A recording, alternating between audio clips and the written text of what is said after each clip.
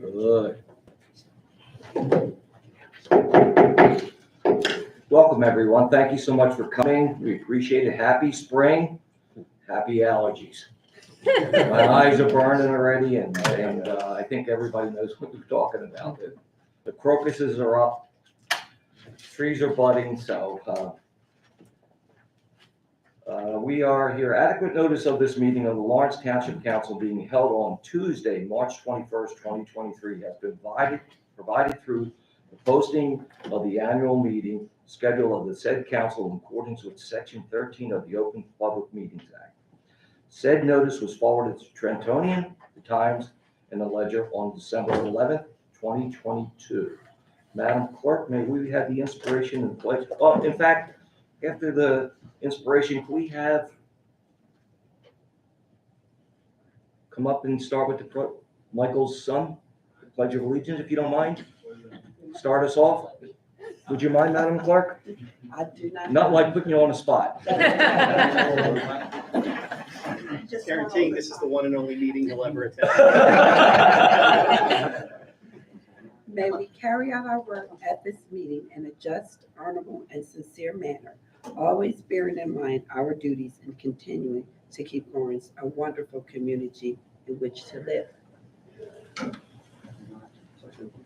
I pledge allegiance to the flag of the United States of America and to the republic which stands, one nation, under God, indivisible, with liberty and justice for all. Thank you so much. Madam Clerk, may we have the roll call, please? Mr. Bobbitt? Here. Mr. Kaneki? Here. Ms. McDuff? Here. Mr. Powers? You can't make it tonight. And Mayor Ryan? Here. Special proclamations, recognition, and presentations. None? I thought we were going to have the last. All right, we're going on. We're going to public participation. Yeah, we have, We have this thing in. Yeah. It's not on the agenda. It's not on the agenda. It's under It's 7. yeah, it's under 7. Like, we can move that up? Yeah. You all right? Yeah, we can move that up. Oh, I'm sorry, I'm putting it. No, don't worry about it.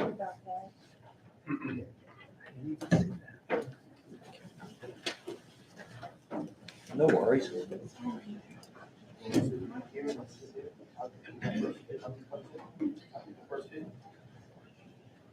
Good evening, Mayor, Council, Mr. Nowinski, Mr. Roskis. Tonight we have a very special promotion for Michael Radcliffe, alias Scooter, from the Lawrence Township Fire Department. This is only the second time in the history of the Lawrence Township Fire Department that we've promoted a lieutenant, and it's well deserved. To read you a little information about Mike. Firefighter Radcliffe was appointed to the career staff on April 1st, 2013, and is assigned badge number 16. He originally joined Lawrence Road Fire Company as a volunteer in April 1992 during his freshman year at Rider University, and has remained a resident of Lawrence Township ever since. Mike's father spent 40 years as a volunteer firefighter in their hometown of Metuchen, New Jersey, so Mike has known about the fire service his entire life. During his 21 years volunteering at Lawrence Road, Mike served as a fire company lieutenant, captain, administrative president, and company historian, which he is well known for. Through Rider University's study abroad program, Mike lived and studied in England for 4 months. While not attending classes or sightseeing during that time, Mike could be found in a pub drinking. No, I'm sorry. Mike rode along on emergency calls with the London Fire Brigade. He holds a bachelor's degree in communications.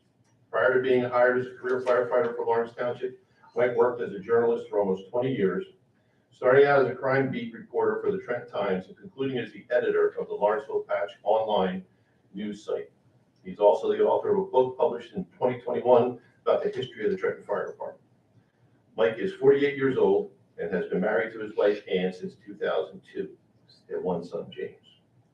This time, Mayor, could we administer the oath to firefighter Radcliffe and get his wife and son James come on.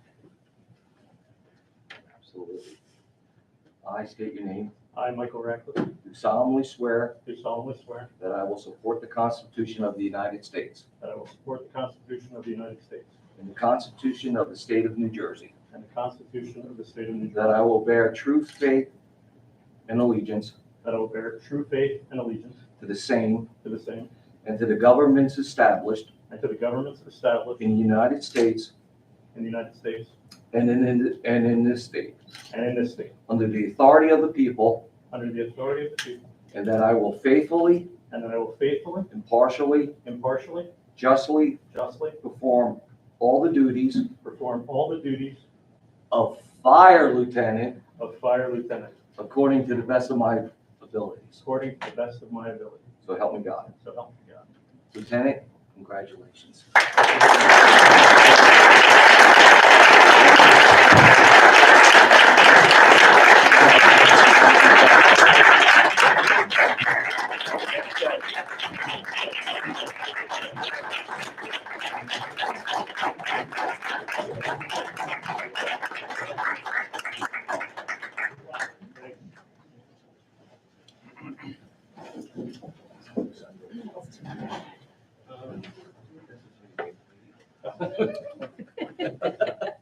This is the payoff grade. That's the important thing you want to say. This is the important one. Yeah. Do we have one moment for this? Okay, Mike, you're not getting away. No. Make your remarks. Can't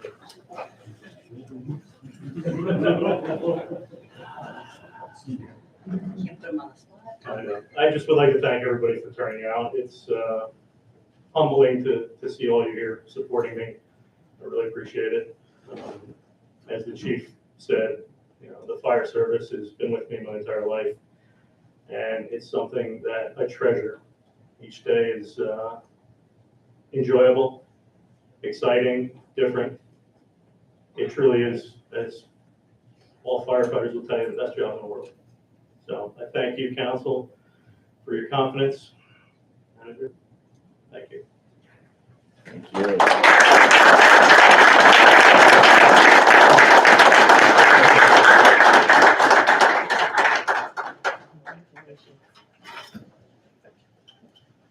Congratulations.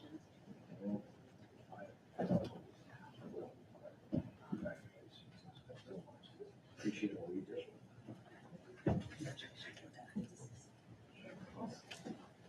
Sorry.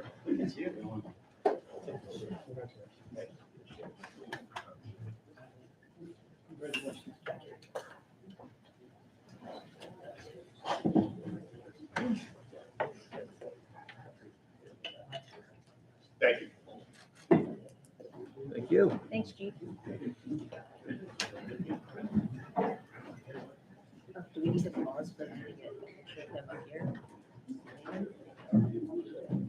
I guess we're gonna take it outside. Yeah. Mayor, Yes. we have two participations that are presentations, the Little League, I think Lavender is here.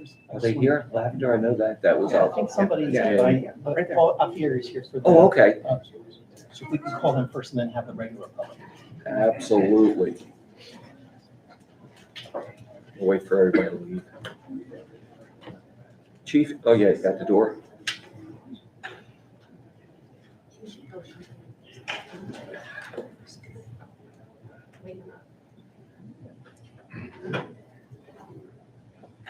All right, before we go into public participation, we're going to have a little presentation. Is it from Lavender?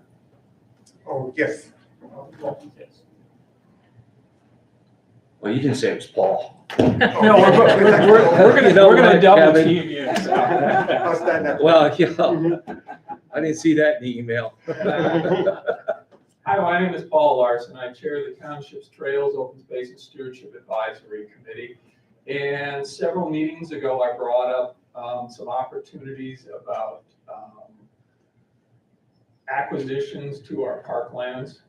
In several cases, and one of them is a lavender farm. So Dave Mazenko, who represents both a member of my committee as well as the Friends of Lawrence Greenway, is going to talk a little bit more about this. But where this is a great opportunity is that this landlocked parcel, which is off of Zoar, and along the Shabacon Creek, also abuts 4 other Lawrence Township owned properties. And so it would create a 7-acre park down there. And this would just be one more string of parks. So essentially the township has parklands all the way would then have it all the way from the Johnson trolley line, all the way down to 1 past Colonial Lake, with the exception, obviously, of Notre Dame High School. But, so we think that's some great opportunities there, and I'll turn it over to Dave. Thank you, Mark.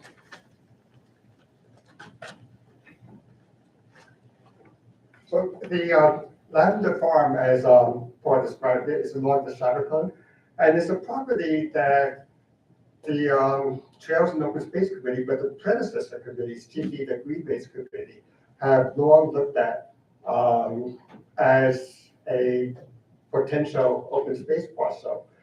It has become available on the market because Cloud Lavender passed away maybe a couple of years ago, and it's gone into the state, and their son, Barney, has put it on the market.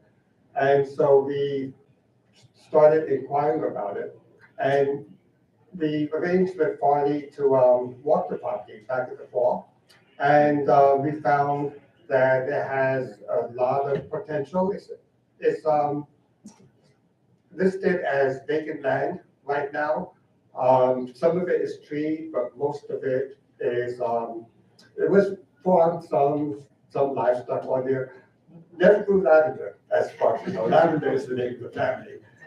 And so we see it as a potential open space acquisition for passive recreation and also for conservation. We sent you our, I guess, dream concept of the land, showing the use of a trail around the perimeter and along the creek, and maybe a picnic area, but also large portions of it for conservation, maybe a fenced area for growing native trees and shrubs, and a meadow area for pollinators. But that's just one possible concept. If the township should pursue this, there will be other ideas which are welcome. And that's what we ask. What we're basically asking is that the township consider this land. And, you know, we're the Trails and Open Space Committee. So every square foot of available land that has the potential to be used for open space, for conservation, we will want you to grab. And we know that's not going to happen. But we think that this is a significant piece of property and is worthy of consideration by the township. And I made some back of the envelope notes here, so see what else I wanted to say. So anyway, another thing about this property is that not only is it in the 100-year floodplain, but almost all of it is within the 100-year floodway. And with increased precipitation, or at least unpredictable precipitation of climate change, that could become very important. There is a flooding problem downstream of the Shabacon as it gets to Princeton Pike and those areas. And if the land finally is looking for a developer to buy the land, I don't know, you know, being in the floodway, how much development it could take. But anyway, that's his idea. And if we keep it as open space, then I think it serves an important purpose of flood mitigation and water quality for the downstream areas. So let's see what else. Oh, the county. So the county will fund 40% of the fair market value of this acquisition. And hopefully, the State Green Acres program will also make a contribution. And so, you know, you will, of course, want to have it assessed for fair market value. If the asking price is a bit high, the tax assessor's valuation as vacant land is at the other extreme. So I'm guessing fair market value will be someplace in between. let's see, and, yeah, that's basically covers my notes.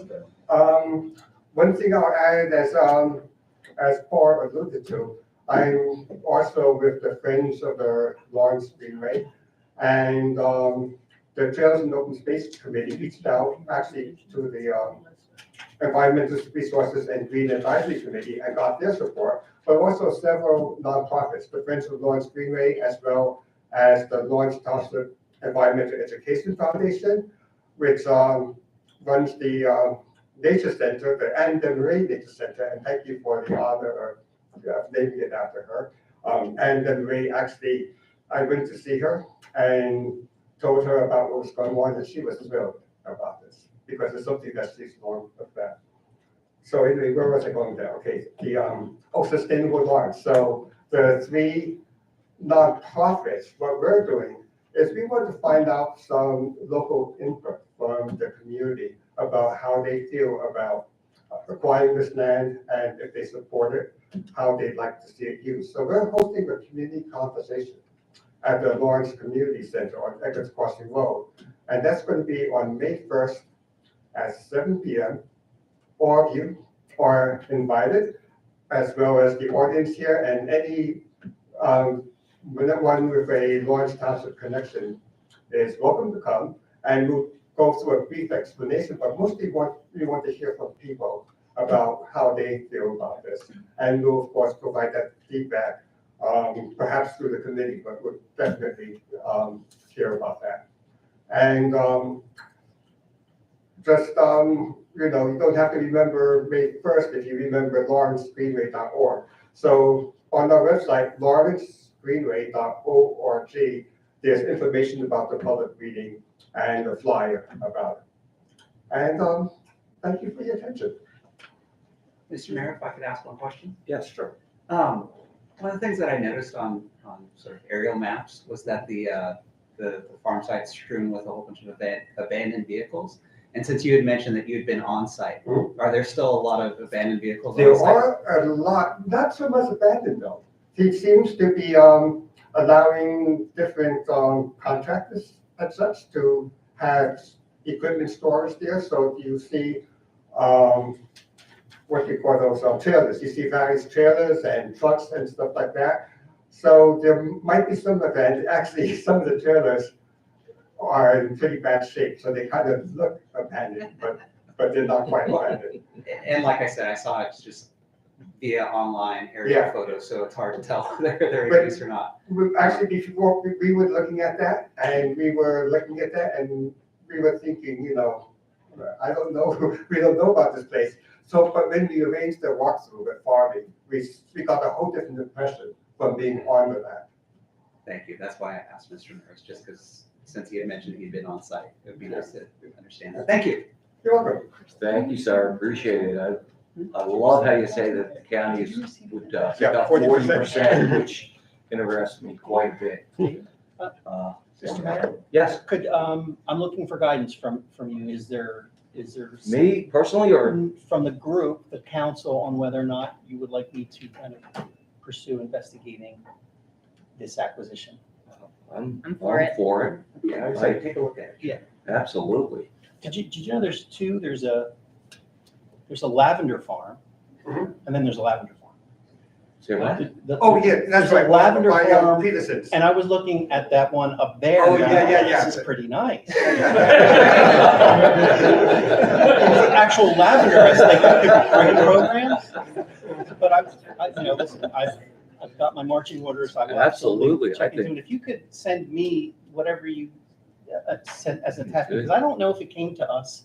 I know Mike sent it to us, It went to Mike. but there was nothing attached. No. So Oh, if there you can was, get it to me. okay, I'll send it to you. Yeah, if he's, yeah. Mr. Mayor, could I ask the speaker a question? Absolutely. You made a statement, the property is either in the floodplain or the floodway, the Okay. entire site? So the entire site is in the 100-year flood, I misspoke a bit.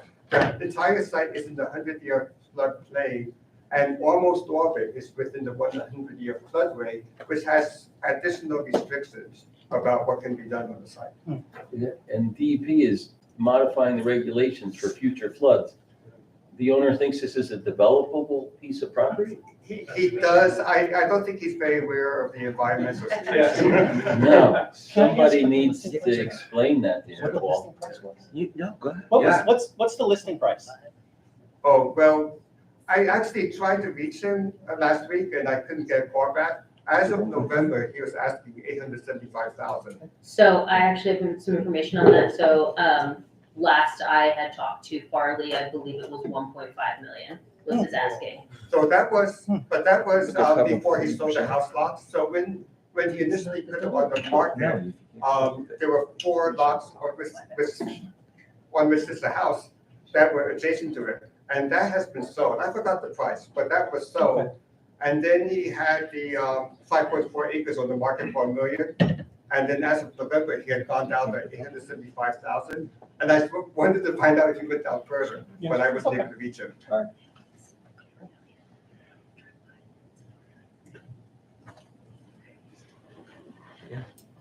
Thank you. Paul, do you mind coming up?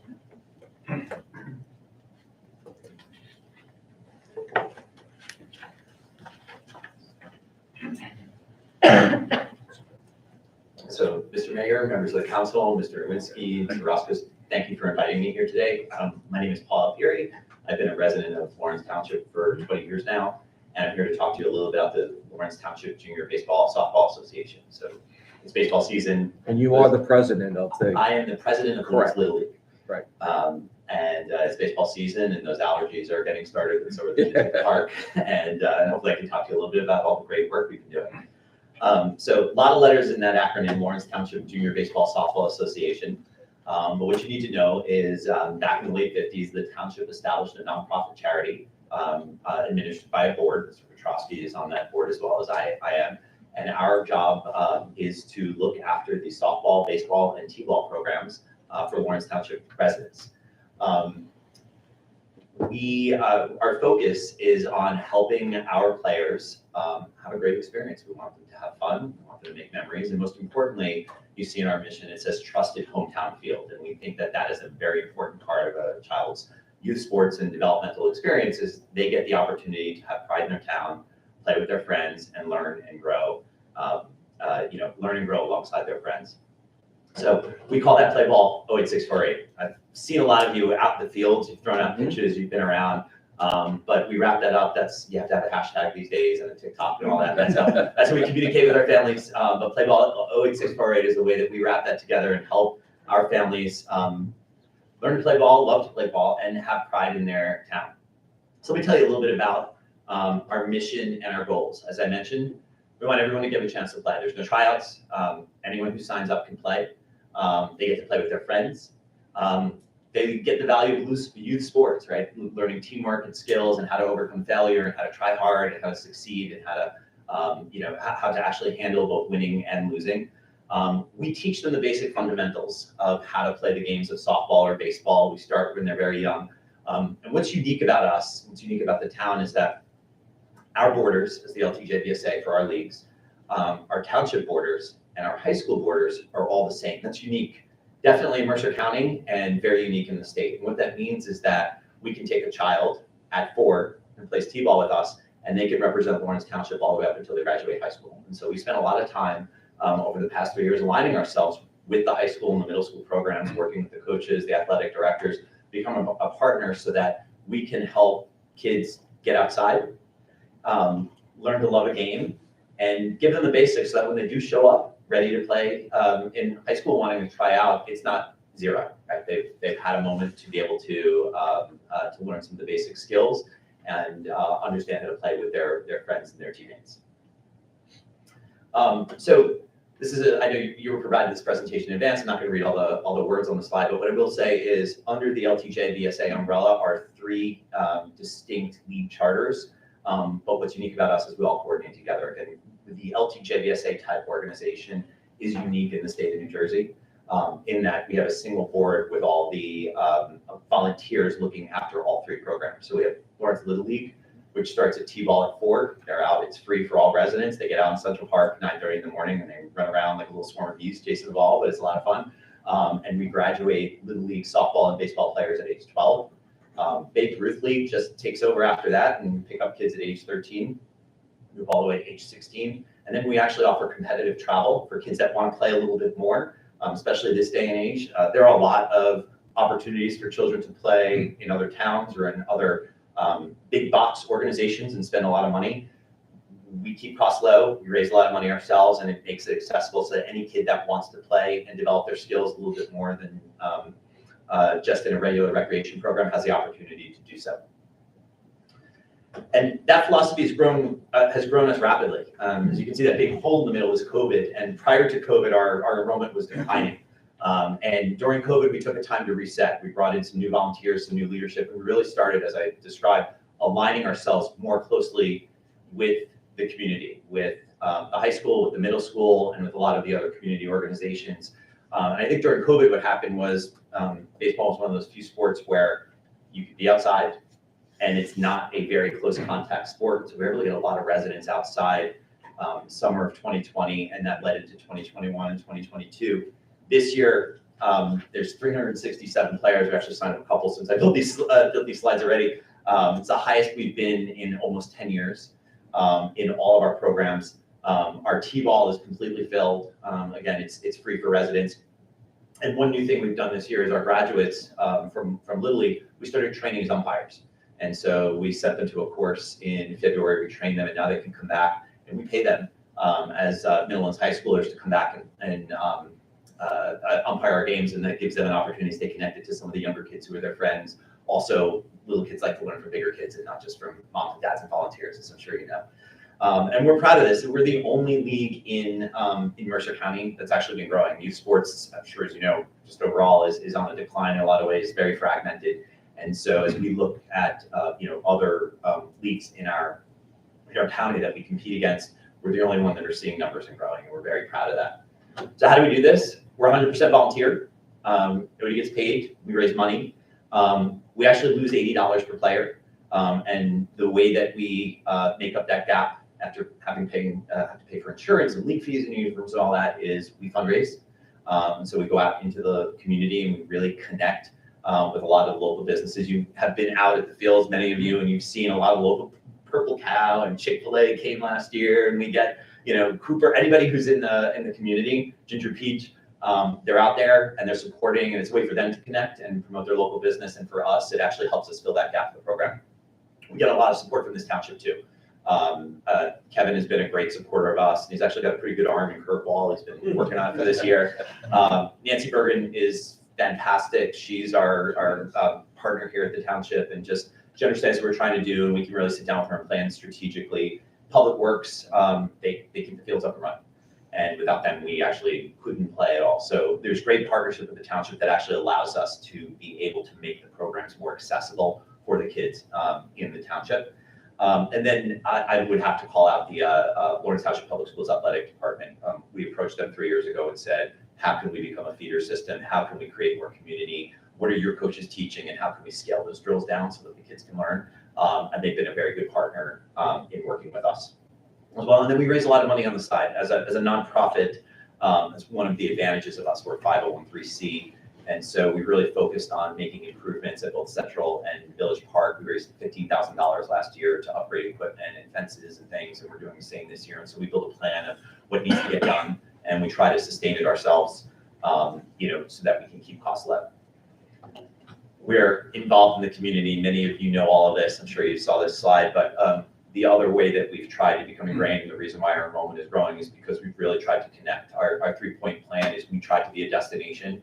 Central Park is a great place. If you haven't come out and had a hot dog and watched the ball game, you should. It's a lot of fun. The kids, there's a lot of energy, a lot of kids, and we've upgraded some of the facilities there. We upgraded the snack shack, and we do events, Friday Night Lights every week during the season. We've really tried to get out into the community and support other activities. An example of this, just this morning, LAS does a food and hygiene drive every spring, and so we're going to be a destination this year. So as families come out to the ballpark, they can drop off food for the food bank or other personal care items and things. We'll be partnering with them on stuff like that. And promoting Lawrence Pride, we t-shirts and playing that. I took a team to represent Lawrence Township in Wildwood. Last year they played on the beach in the stand, and it was a ton of fun, and they were very proud to wear their Lawrence hats and Lawrence jerseys on there. So it's a lot of fun. And so, I have to end with a plug. It's a small but mighty organization, and if any resident is watching or anybody knows someone in the council, we'll take help from anywhere we can get it, because it's a lot of kids and it's growing, but it's a great time. So thank you very much for your attention today. Thank you.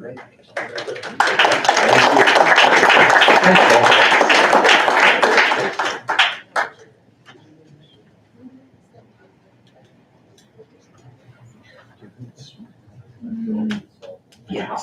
Go ahead. That's all right, if you indulge me one time. No, go ahead. I just want to say, Mr. Mayor, what Paul presented is exactly what I love about Lawrence Township. That connection between community, small businesses, our youth, adults, volunteers such as yourself. So please let the board know that we're all very proud of what you're doing. Thank you. Keep up the good work. Thank you. Thank you very much.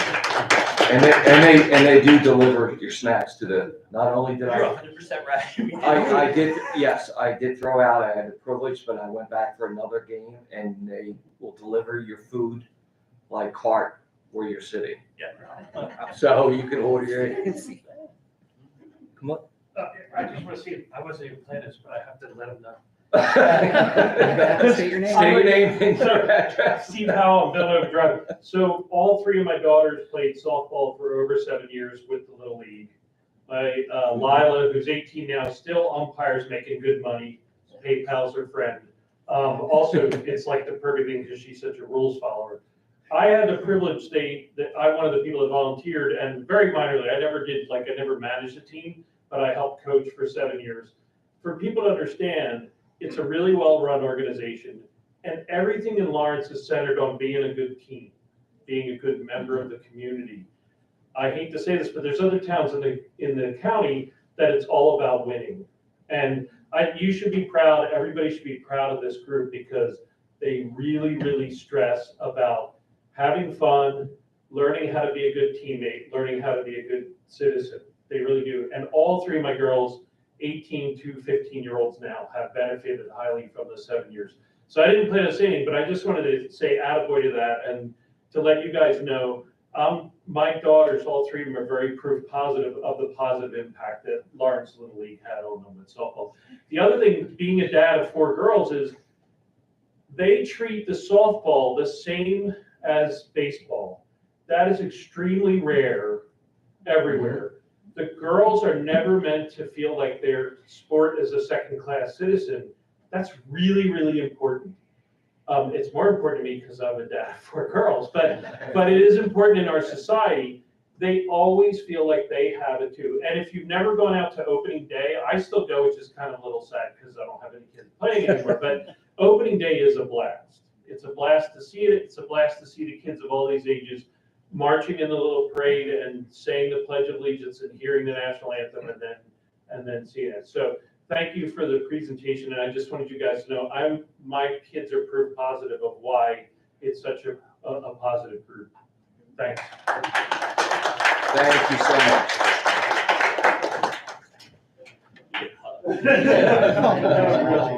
Yeah, absolutely. Do you have to pay him in hot dogs? I will now.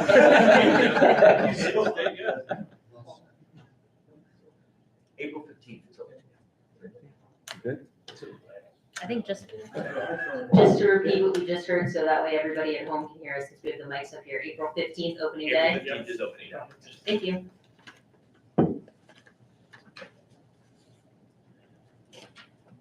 And you'll send us an email on that. You will be getting an invitation shortly, all of you. Very good. Don't tell him that, he's gonna warm up his arm. No, You no. promised good weather. Although, I had a hard time putting the collar down, letting it warm it up. They don't look like they used to. We're gonna do public participation now, 5 minutes. Please come up, state your name and your address, please, for the record.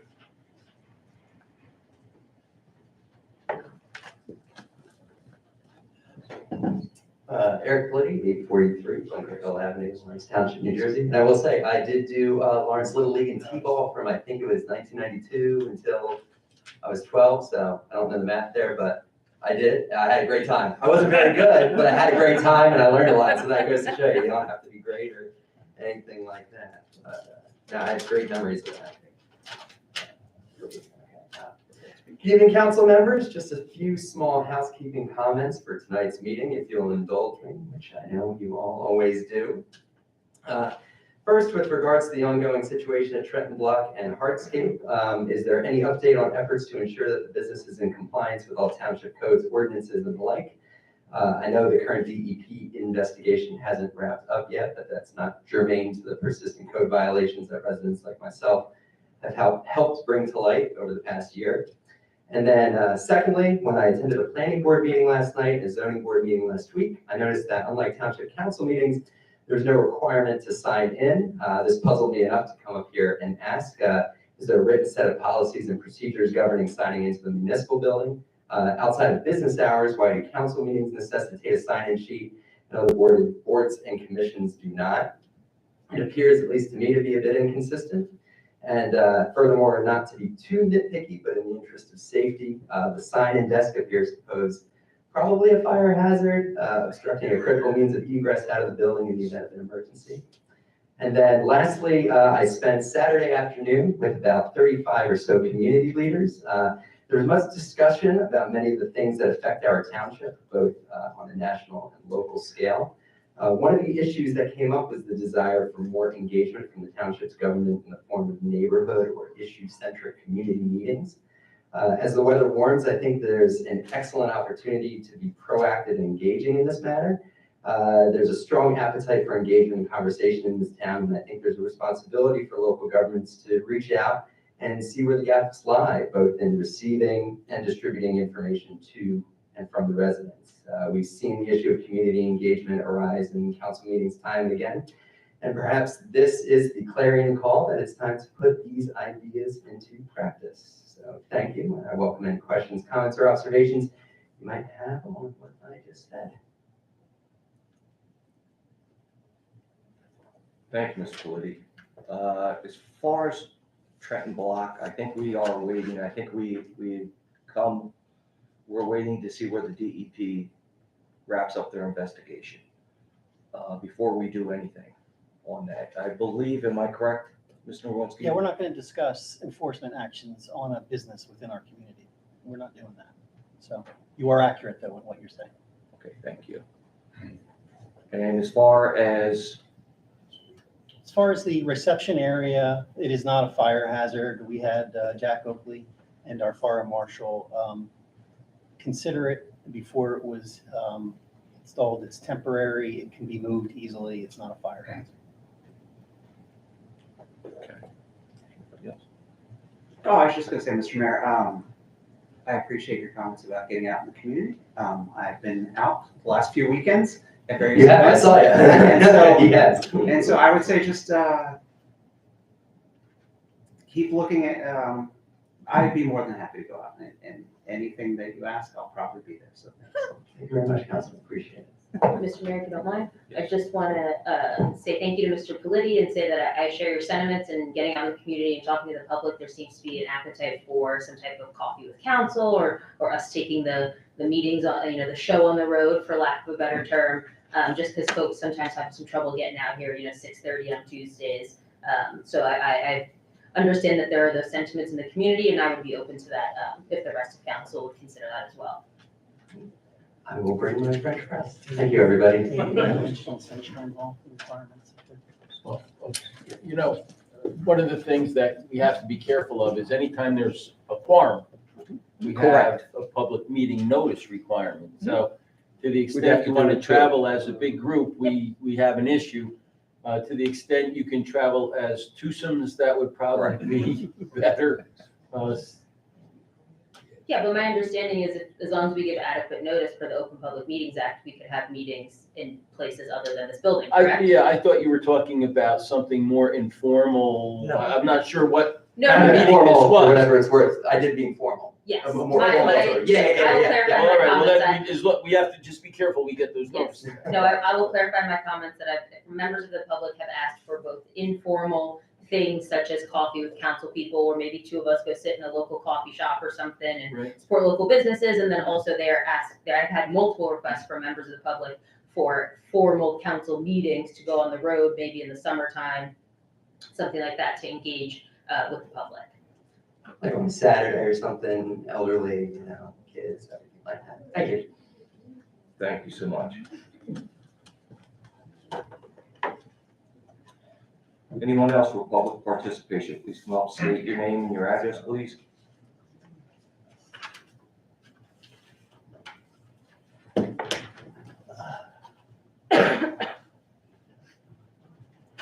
Greg Politi, 827 Bunker Avenue, Lawrence Township, New Jersey. And I too have thrown out the baseball a few times. It was great. I have my white hat in my closet. Good evening, council. Just a couple budget questions to make sure I was going through the budget and just some clarifications to make sure I'm just reading it right, if you would be so kind. So I'm looking at page sheet 40B, capital budget for 2023. We have a project title, and I'm looking at the improvements to the municipal building, and we have the planned funding for the year, which is $3,763,000.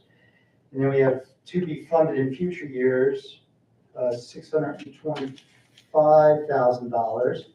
It doesn't look like any grants or other funds are associated with this line item. And if I'm correct with reading the budget message, the 3763 is coming out of the budget, out of the surplus. Is that correct, Mr. Mayor?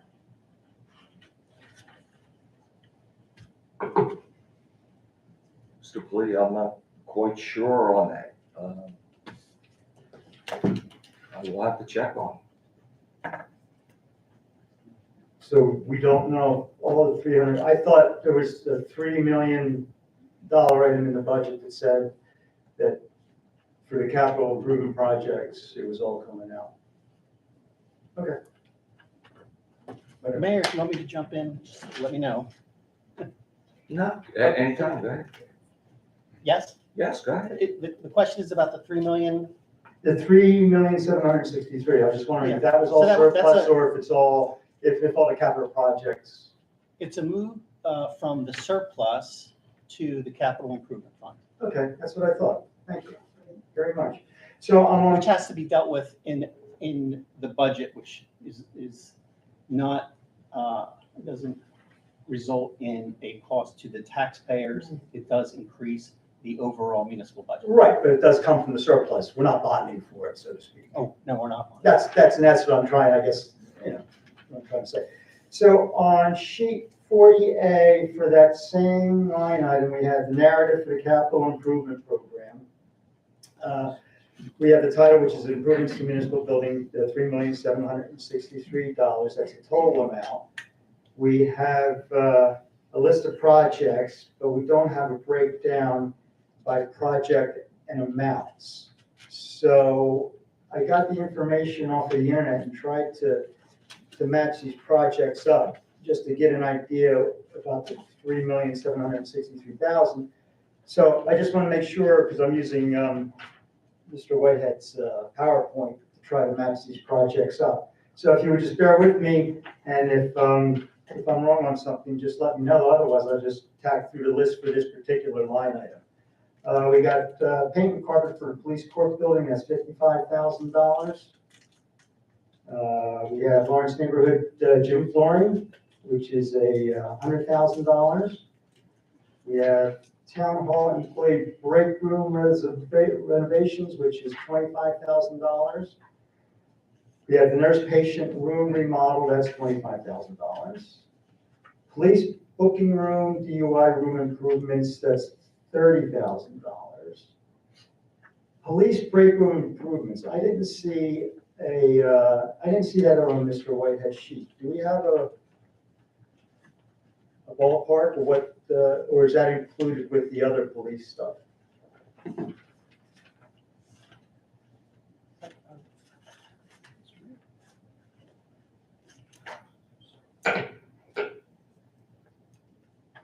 I do not see it. So if it's on the, it's in the narrative, and I'm reading off the narrative, which is on page 40A. And it has police booking room, DUI improvements, 2 of 2. And then it has police break room improvements, which isn't on Mr. Whitehead's sheet. So I was just wondering how much was being allotted for that, or if it's included in those two items. Mr. Mayor, I would just remind Mr. Palladian that we're having a public hearing on the budget coming up. I was not given any notice with regard to a budget discussion tonight, so I'm not prepared for it. Certainly ask the questions and I can get answers to Mr. Palladian. That would make sense, Mayor. If Mr. Politi put these questions together, all the answers could be provided, Greg, at the next meeting.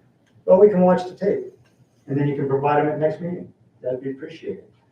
So anyway, so the police break room improvements, I did not see anything. We have the vehicle maintenance garage air scrubber, which looks like on here, it's vehicle maintenance shop truck, that's $145,000. And those are the improvements. So there's also one on there that says various municipal building improvements. And I can't find any cost for that. Can someone just give me an idea of what those projects include? Are you asking a question? I've got your question. I'll provide you with answers at a later date. This is not a budget hearing. Oh, so This is a when is the budget hearing? When can we come and ask questions and get answers to the Like, you're a budget? resident, you could come anytime you want, like we've had throughout the history of doing budget hearings. Mr. Mayor? I have resident. Am I not allowed to talk, Mr. Mayor? Absolutely not. Let him, Yes, hold on, Mr. Politi. Mr. Politi, you sat up here. You know the budget process, right? Right? And you know, coming here without providing any notice about you having budget concerns, or coming to my office, or sitting down with Peter Kirikotis, which residents do all the time to get the answers, you're grandstanding right now. So that's fine. That's absolutely fine. So you could put your questions out, and I will work to get you those answers, but it's not happening tonight. Okay? Because you didn't prepare. You didn't prepare me, and you know, it's something that you need to have some preparation for in a $61 million budget.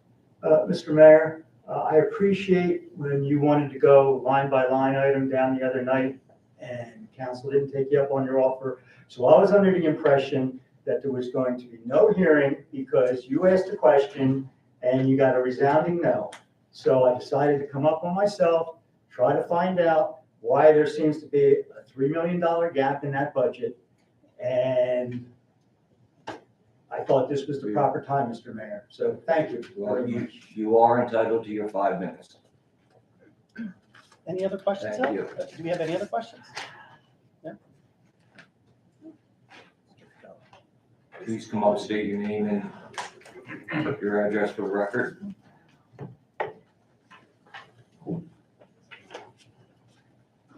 Thank you, Mayor and Council. John Cavallo, 1 Dix Lane, Lawrence, New Jersey, resident for almost 30 years, and alumni of a coach of the Lawrence softball teams. Everybody has, yes.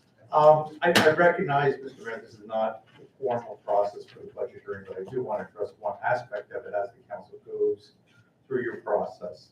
I know there's a lot of concern about this budget having a 2.5 cent tax increase. Obviously, one of the things that's a big item in that, which I realize is not the council's doing, is the increase in the cost of local health benefits that the state has passed on, frankly, from what I can't understand, them not to be anticipating post-COVID and the failure of Aon to the state health benefits to not anticipate increased costs.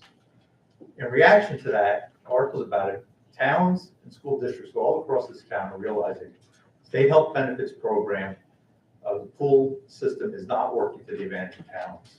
Plenty of towns, size like Lawrence, smaller and bigger, not just Newark, Camden, and Trenton, have looked to opt out and realizing cherry picking out will work to their advantage. Plenty of brokers out there to do that. As you go through this process, please make every effort. I know these are difficult economic times to mitigate and reduce this as much as you can. I appreciate your leadership, Mr. Mayor, in challenging it. Look to get out of the state health benefits. That will reduce a significant amount, the increase which are there. I think you also really ought to look at the capital as to whether all of it's necessary in one shot. This year, I know money is costly now to bond, and you really ought to look to utilize as much of the surplus as you can. People are saying they're difficult to refinance, cost of money is hard, selling houses is difficult, so to add this onto this, it's a very, very difficult time to be putting that much of a burden on our local property taxes, but you don't have to live with the mismanagement of the state of what they haven't given as relief to you and every other town in this state of how to best manage the health benefit costs coming out of this pandemic. So I know the manager referred to a formal budget process, happy to come back with more on that, but you have still time in your process to revisit that. I think, you're hearing from people that are trying to let you know the concerns, but also come up with areas where you can still work this budget to put it in a manageable amount of what residents can afford. So I thank you for giving me the opportunity to address you with these ideas. Happy to answer any questions if you have any. Question? Thank you. Mr. Villa.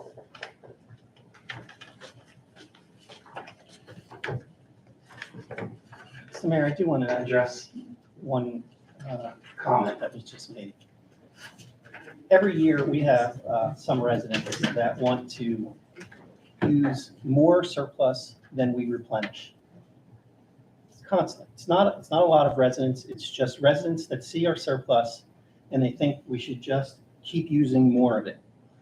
We did that from 2009 to 2015, and we paid the price. When we use our surplus to the point where we cannot replenish it, it decreases. When that happens, our ratings go down with the companies like Moody's that rate us for our finances. We cannot recover once we start invading our capital to the point, because we have to keep using that plus the next year even more. And right now we have a healthy surplus. It provides us with enormous benefits. So when we do go out for financing, we get the best financing costs. Right now, this particular budget, through our discussions with Mr. Kirikadas, we've determined that we have used the maximum amount of our capital to our benefit, not just for this year, but for the short term and the long term. Yeah, it's really, you see it there and you just want to use it and you want to feel good about 1 year.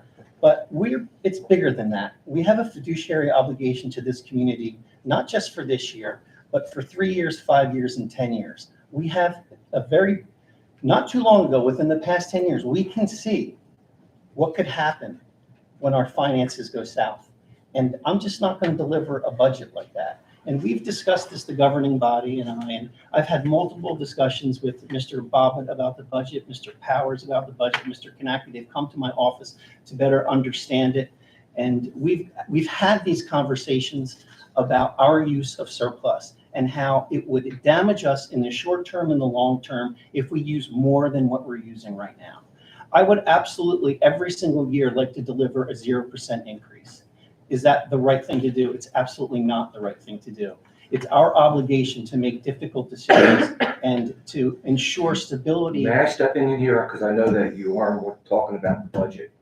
We weren't going to do that. Am I correct? And then you're going on about the budget. I think we'll wait on that. Well, Mr. Mayor, we've never had the conversation, you and I. You've never come to talk to me. So I don't know when you're going to hear about the use of our surplus fund. I want you to hear it.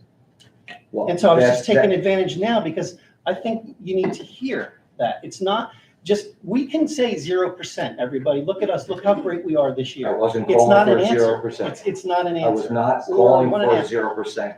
We are experiencing incredible inflation right What now. I was We all saying, know that. And so a a 2.5 line to cent line. budget with Sit all that down, we're line to doing. line. Mr. Mayor, if I may, Absolutely. I think this might be the way to stop it. I would say that over the last year, this budget increases by nearly 4%, 3.99%. Inflation during that time was 6%. So I think that the manager and our CFO and our department heads, in my estimation, are doing a wonderful job fighting the tide of inflation. So I'm more than willing to talk to you offline about this. We can go through it. But I've had multiple conversations, and for me, as someone who raised taxes both years as mayor and led that charge after 0% taxing in rates over the previous years, in part because of the reevaluation, there's a reason to do it. I think there's a story to tell there that might not be getting out to everyone, but there's a story about public safety, about EMTs, about 3 firefighters, about providing the services for our township so that we can have a wonderful place to live. And I'll leave it at that. Thank you, Mr. Mayor. Absolutely.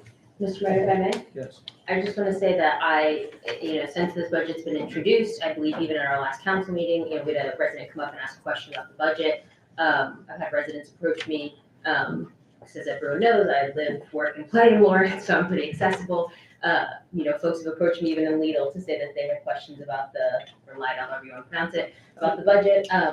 So I understand if we want to do it line by line. I understand if there's pushback, the rest of council doesn't want to do that, that's fine.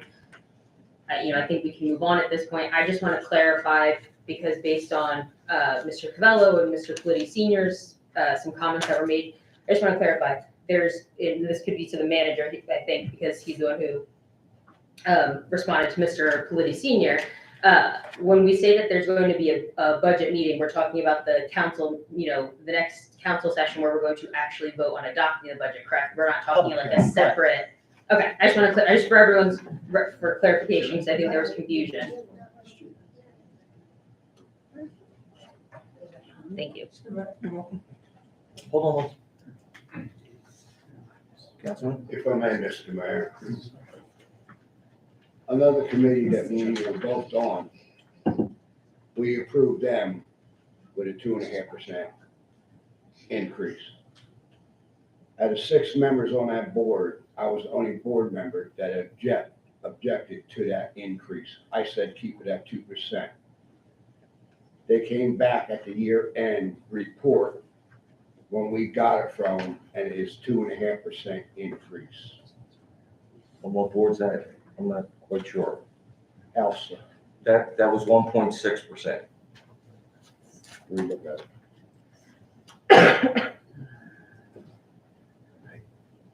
It's up. Okay. Is there anyone else with public participation?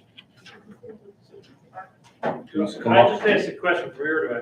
Yeah, no, you have to come up, state your name again, and Jump over the thing. Yeah, don't No, I'm not jump. doing that again. I got yelled at for that. Steve Halville, Nova Drive. So I'm just trying to understand, because I'm new to the budget thing, I usually come for other stuff. Is there a point where the budget's discussed and people in the peanut gallery over here can talk about it, or is that not usually happening? I'm pleading total ignorance, but. you can come up and discuss it, yes, 5 minutes. Right, but Can I ask is you that a like at question? the next meeting then? or That- something? yes. Okay. And then I do understand that like inflation was 6%, although you can't average just 1 year. Most people do an average over, you know this, but so, and I do know that the 3.99, it's always 0.99, isn't it? It's never, is, I would also say though, I would ask just everybody sitting here and Kevin, you as well, to say, if there's ways to increment some of these improvements over a 2-year period just to ease a little, because I will say, I live in South Lawrence, it is a lot harder on people right now. So if that's an option, not to say we shouldn't do this in 1 year, I do put my trust in everybody here and Kevin, because I'm not needling down to every small thing, but if there is that option to pass a budget that doesn't mean we're pushing all of these improvements and we're going to do it over a 2-year period, I would ask for everybody here to look at that option. But so it would be 2 weeks from now is when the budget questions can be. Tanya, what's the adoption public hearing date? April 18th, I think it is. And the other reason why I come up here is because I usually come here for totally other things, to hear the projects. I'm mostly a Greenway person myself and all that. I will say this, there's some acrimony, and it is a little upsetting to me tonight to hear the negative feeling towards people coming up. I just want to put that out there because it isn't what I've ever experienced here before tonight, and I just want to put it out there. And Kevin, I've heard you speak for years on different things and post things and be very informational, but it was a little surprising to hear that. And people here are coming on their nights off and their own time to come up and ask these questions. And some of the people that were here tonight wanted to ask these questions last time, 2 weeks ago, and we're told this isn't the time. So that's why I was unclear about when people can come up and ask that. So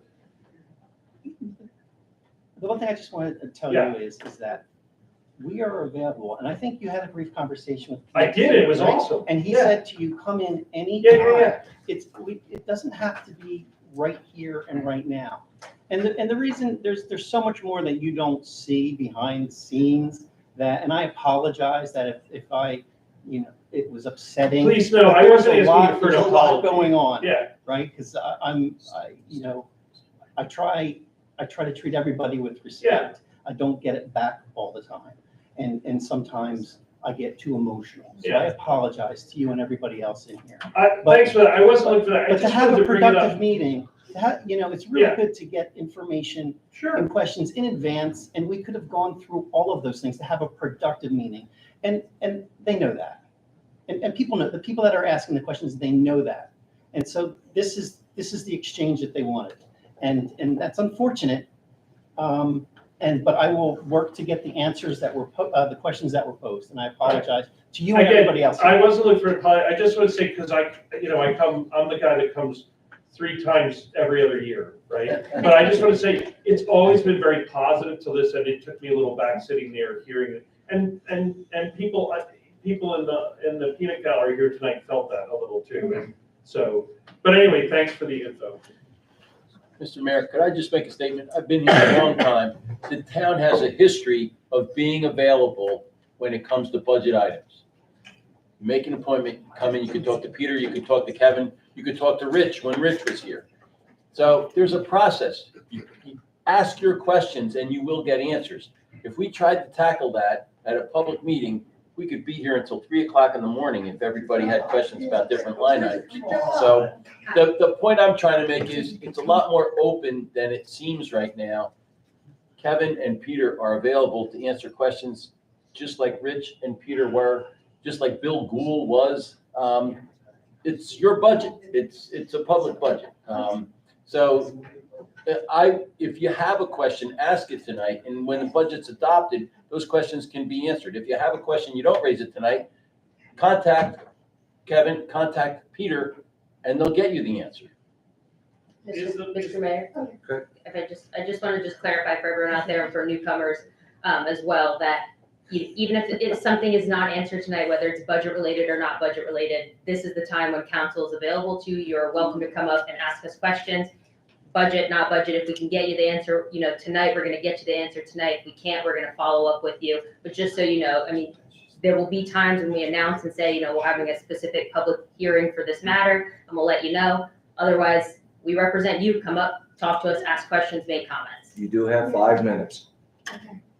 Hi, And we are a little flexible every once in a while. State your name and your address, please.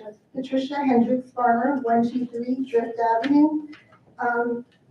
I'm a little perplexed and disappointed because I've been in other budget meetings in a different capacity. And usually in a public setting like this, when the public is here, that's the opportunity for them to address their public officials. You're talking about people's money. You're managing the taxpayers' dollars. And it's their right to ask questions about the budget. We review it. Before I came here tonight, I looked at it to make sure if I had any questions. And I'm really disappointed that if I were to ask a question that you wouldn't be prepared or you're not willing to answer questions. I think that it's a real disservice. Like you said, people take time out of their evenings to come here and address their public officials.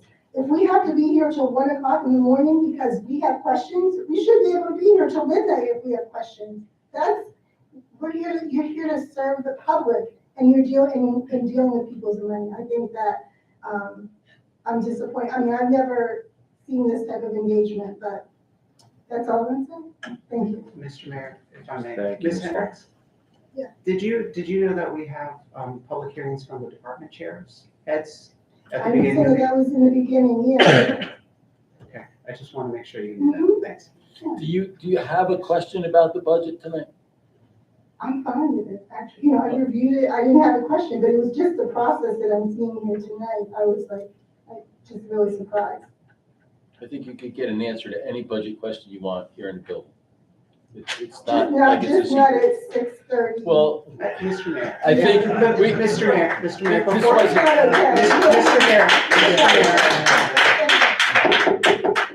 Mr. Mayor, if I may, I think sometimes I get a little disappointed.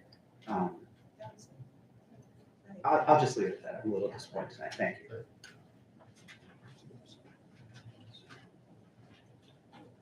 Anyone else with public participation? Please come up, state your name and your address, sir.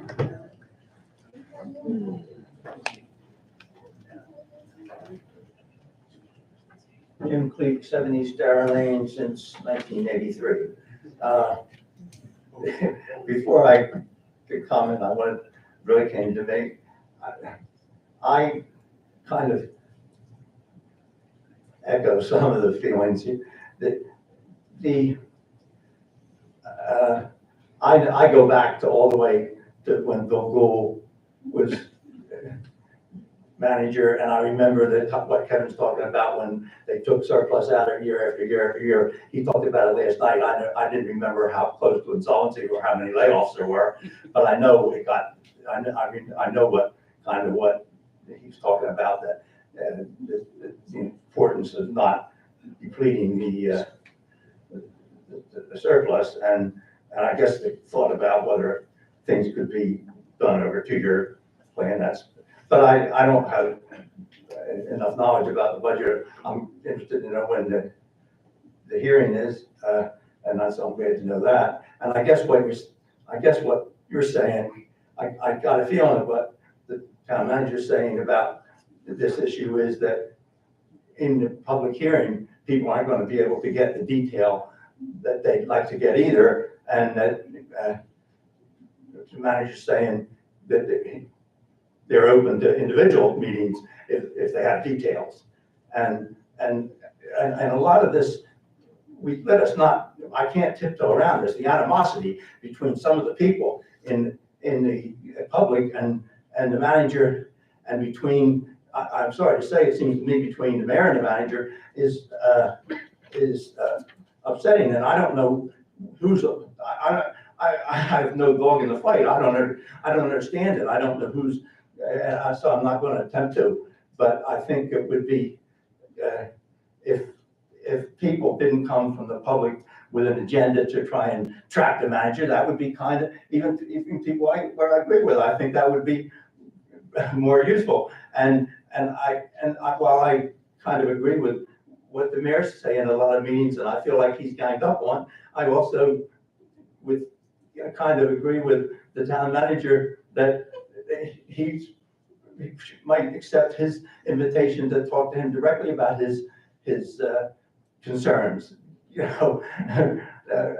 Anyway, that's now moving ahead to what I really think. I wanted to make some comments about my impressions of last night's meeting about 3131 Princeton Pike at the planning board session, and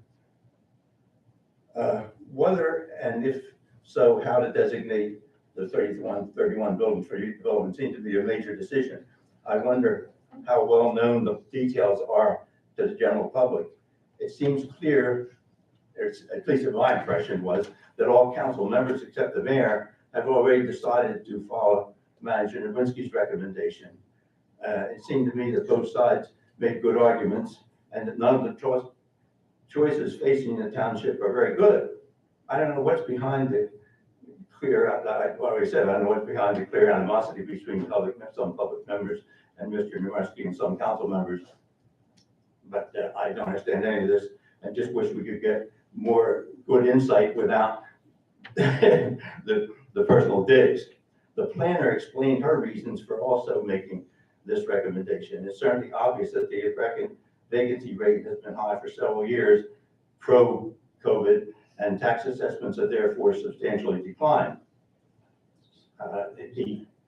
However, it was my impression that various board members asked her how these vacancy rates compared with other nearby office buildings and even other buildings in the same complex, and she didn't know. In answer to speculation about whether the current owner had this kind of plan all along when purchasing the property, she also didn't know when he bought it. I thought this was important information that warranted delaying until the next meeting when they could obtain further information. So, and different members asked her questions, and so I thought that was gonna, I was really surprised when all the members, except the mayor, voted to approve the recommendation. It sounds to me like almost everyone has decided to approve this and to further approve. I'm worried that the further request for a large number of rental apartments and retail is the next step, because there's no other good alternatives. Another new office buildings nobody's going to rent them, because the mayor says that the Stark's moving out next year, so there'll be even more vacancies. That's something that's just going to speed up a continuing problem, speeded up by COVID that was already happening anyway. And brick and mortar retail space is certainly, yeah. So we have, I just empathize with everybody involved, because there's no easy answer. It would make, but certainly make it would make building more office buildings impractical, and proponents seem to feel apartments are the only viable option. Stop me if I'm wrong on this, but on the other hand, the planner and Mr. Winsky both pointed out that by 2025, we're going to have to meet further affordable housing requirements by the state. And if we don't meet them, we'll jeopardize state aid, which I think he says $4 million a year. So it sounds like they're saying if we have to have a referendum to either build a new school or expand current ones, so be it. And of course the planner and one board member and also pointed out that just doing nothing and leaving becoming more and more vacant. One of those buildings has been vacant for years, 100% vacant. Just deteriorates and invites vandalism, drug use, etc. I certainly seems to me like there are no easy answers, except that I hope if there has to be apartments, they would not be rentals, which maybe I'm wrong about that, but I thought that was what we're proposing. That would just invite frequent turnover and result in deterioration.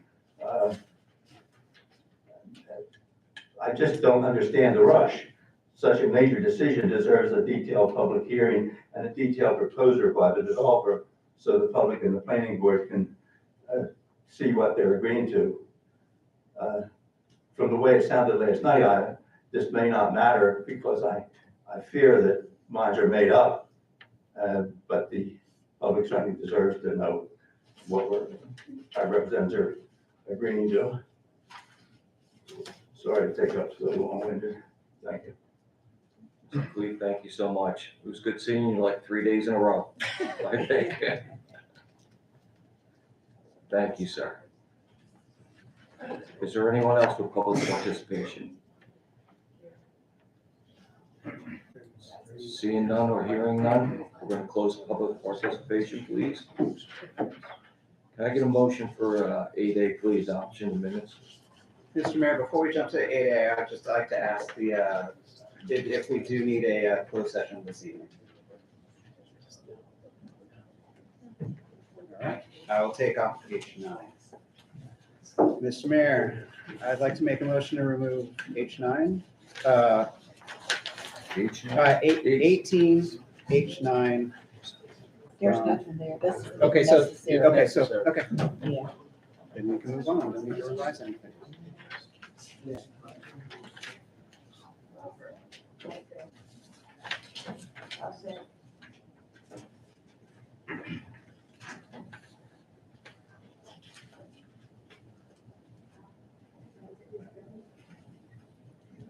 Okay, so do you want me to move 8A? 8A, please.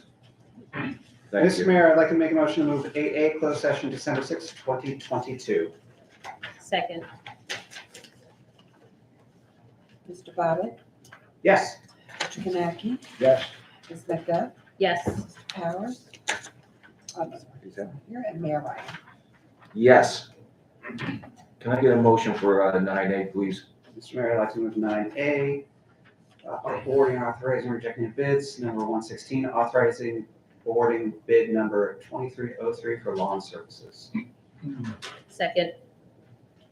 Yes, this authorizes a contract to on-site landscape management for lawn services in the amount of $39,298.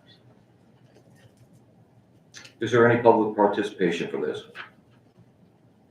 Seeing none, we're going to close this. Madam Clerk? Mr. Bobbitt? Yes. Mr. Kanaki? Yes. Ms. McDuff? Yes. Mayor Ryan. Yes. Can I get a motion for 9B, please? Mr. Mayor, I'll move 9B, 117, authorizing the rejection of bids, bid 2304 for roof replacement at the municipal building. Second. Yeah, we received 13 bids that were substantially exceeding our engineer's cost assessment and budgeted amount.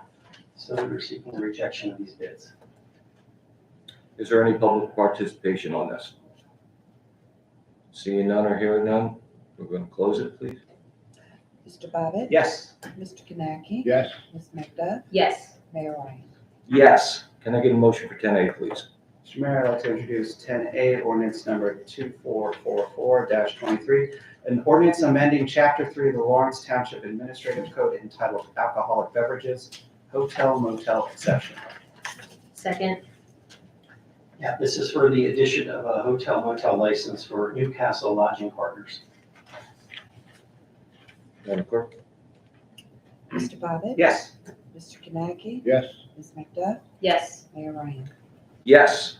Can I get a motion for 11A, please? Mr. Mayor, I'd like to introduce 11A, ordinance number 2443-23, calendar year 2023 ordinance to exceed the municipal budget appropriations limits and to establish a cap bank for the Township of Lawrence, County of Mercer, NJSA 40A4-45.14. Second. The New Jersey budget law authorizes the use and banking of certain cap monies to up to 3.5%. We've taken advantage of this opportunity the last several years, and it's really come to help us in future budgets. So the money that we intend to put in bank is available to us should we need it over the next 2 budget years. Thank you. Is there any public participation for this? Seeing none or hearing none, we're going to close it. Madam Clerk? Mr. Bobbitt? Yes. Mr. Kanaki? Yes. Ms. McDuff? Yes. Mayor Ryan. Yes. Manager's report, please. I have nothing to. Attorney's report. I've spoken to counsel for Lawrence Road Fire Company. We're negotiating with them about the acquisition of the property, and that's going to be ongoing. We need to sit down with their financial representative and Peter, and I'll report next time. I think we'll be making some progress, and I'll give you an update. Very good. That's it. That's it. Madam Clerk, is there anything? There's just one. Before you, there is an official election map. They want to do some redistricting. Yes. So I gave that to you to take a look at. They want to merge 9 and 10 together. We'll go from 21 districts to 20. If you do have some objections, you can present them to me, and I will present them to the Board of Elections, but it would be ultimately their decision. Okay? Tanya, why do they want to do that? Was there a rationale? Yes, there is. Because they did analysis over the last couple of years, and I think it was District 9 had a very low turnout. 10, I think it's 10 that had It was 10. very low turnout. So they decided to merge the two. And they're in the same, they're Cyclo Firehouse, so they're in the same fire district there, their location. However, we will lose Two delegates. committee seats. Yeah. 2 delegates on it. Our population's not going down. Yeah, why is No, but it's because they want about 1,500 per district. Somewhere around there, and they calculated with mail-in ballots, people that come in to vote, plus, different things, so they factored it in for those 2 districts. All our other districts were fine. Did they do this by way of a letter? They didn't do it by way of a letter. They dropped off a big map that's in the office, and they also had a meeting. I had a meeting on February 28th with them. Yeah, that's it. Yeah. But if you look at, They had a meeting to discuss the different districts. This is what they're doing this for the whole county. They're redistricting. It's not just Lawrence. And so they identified these areas throughout the county that has low voters turnout to merge them together. And that was the only one we had in Lawrence. Did they provide you with a date, where they're gonna have their final hearing and adopt? Well, it looks like if they're up gonna adopt the merger? here, they've got something up there, August 23rd, is when they started it, but I think they want to finish it up before, I don't know the exact date, before the next election. Not the primary, but I think for the next one, the general. Yeah, just to clarify for everyone out there, the August date is 2022. So Yeah, that's the back date, Yeah. when they were starting on this. But I can get more information from the county for this. But like I said, they're doing it throughout the whole Mercer County. If you wouldn't mind, Madam Clerk, reaching out and finding out when they anticipate at least either having some more public hearings on this and their anticipated date of adoption, if they're gonna move forward with the merger, I'd appreciate it. Absolutely. Thank you so much. is that it, Madam Clerk? That is it. Is there any? Thank you. We're gonna move on to unfinished business. None. New business. Seeing none. We're gonna have public participation in 3 minutes, please.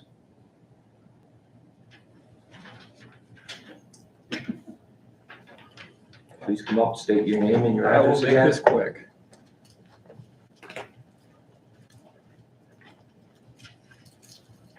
My name is Paul Larson. I forgot to mention that when I was up here earlier, 170 Darrell Lane. I just wanted to say I picked up a copy of the Welcome to Lawrence Township brochure on the way in, and I want to commend the township for putting this together and having that on the record. And it emphasizes 2 things that are near and dear to me about exploring green space and historic Lawrence. So I just wanted to tell you, well done on that one. So that's all I wanted to say. Thank you, Mr. Larson. Is there anyone else with public participation? Seeing none and hearing none, we're gonna close that. Can I get a motion for 18? I have a question before we go. H1 before you move it in a block. Do you want me to pull that separately, Mr. Mayor? Yes, if you don't mind. H1? Yes, H1. We're amending the budget. Do you want me to go first with that one? Yeah, if you like to. Mr. Mayor, I'd like to move 18H1, authorizing amending the 2023 temporary budget. Second.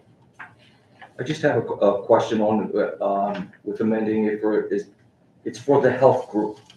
Is that a payment that we're making? Is it, what, $1 million, is it? Yeah, this is what closes the gap between now and when we adopt our 2023 budget. So it keeps us able to continue to operate. Okay, that was my question. Thank you so much.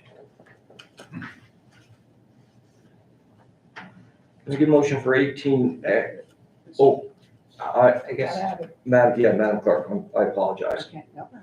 Mr. Bobbitt? Yes. Mr. Kaneki? Yes. Ms. McDuff? Yes. Mayor Ryan? Yes, now I apologize. Motion for 18. Mr. Mayor, I got it. Yep, you got it. You good? I'd like to make a motion for 18A1 to D2 and H2 to H8 in a block. Thank you. Second,